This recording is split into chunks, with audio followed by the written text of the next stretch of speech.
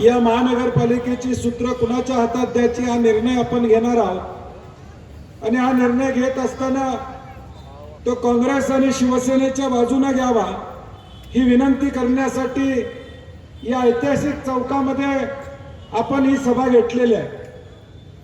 प्रचाराची सुरुवात झाली त्यावेळी आम्ही ठरवलं होतं की मोठ्या सभा घेण्याऐवजी आपण लोकांच्या पर्यंत उमेदवारांना पाठवू आणि जास्तीत जास्त जनसंपर्काच्या माध्यमातून लोकांच्या पर्यंत पोहोचू।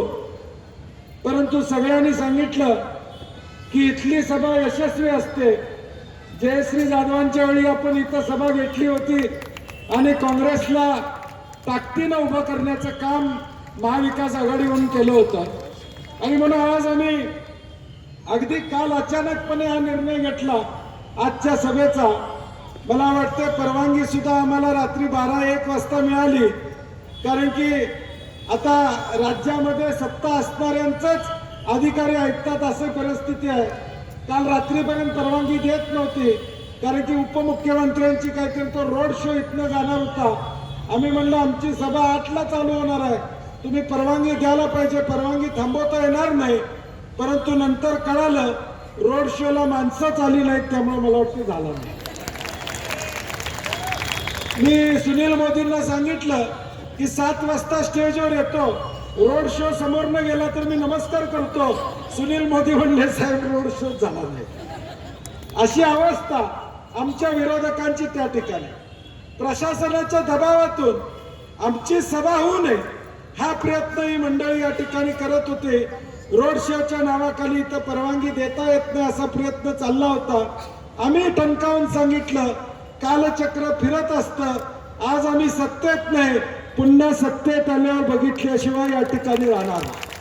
आणि म्हणून शेवटी त्यांना परवानगी रात्री मला वाटतं द्यावी लागली आणि आज ही भव्य दिव्य सभा या ठिकाणी संपन्न होते। मी म्हणलं तसं महापालिकेची निवडणूक आहे, 10 वर्षानं ही निवडणूक या ठिकाणी होतीये। गेल्या 10 वर्षापूर्वी ही निवडणूक झाली होती। महापालिकेला मतदान करायचं असते हे लोक विसरून गेले होते, कारण की निवडणूक 10 वर्षानं, विधानसभा लोकसभेलाच मतदान करायला लागते असं वाटत होतं, कारण की निवडणूक होणार का नाही अशी शंका होती। परंतु तुमच्या आमच्या सुदैवानं आता महापालिकेची निवडणूक त्या ठिकाणी सुरू आहे। या महापालिकेची निवडणूक लागली त्यावेळी भाजप आणि शिवसेनेचे लोक काय म्हणत होते की काँग्रेस आणि शिवसेनेला उमेदवार सुद्धा मिळणार नाही, असं त्यांचं चालू होतं की उमेदवार मिळणार नाहीत, एकतर्फी निवडणूक या ठिकाणी होईल। परंतु एकतर्फी या मैदानामध्ये कुठलं मैदान कुणाला मारायला बंटी पाटील साधा कच्चा पैलवान या ठिकाणी नाही। मैदानात एकदा आम्ही उतरलो, कुस्ती जिंकल्याशिवाय आम्ही घरला जात नाही हा आमचा इतिहास या ठिकाणी। कुस्ती जिंकल्याशिवाय परत जात नाही हा आमचा इतिहास आहे। आणि म्हणून त्यांनी किती वल्लग्न केल्या तरी उमेदवार आमच्याकडे 400 होते, शिवसेनेकडे 100-200 उमेदवारांनी अर्ज केले। शेवटी उमेदवार देताना आम्हाला अडचण आली, एवढी आमची परिस्थिती या ठिकाणी होती।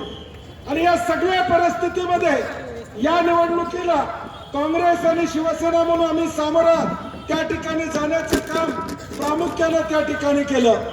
आज या निवडणुकीला सामोरं जात असताना 74 ठिकाणी आम्ही काँग्रेसचे उमेदवार उभे केले।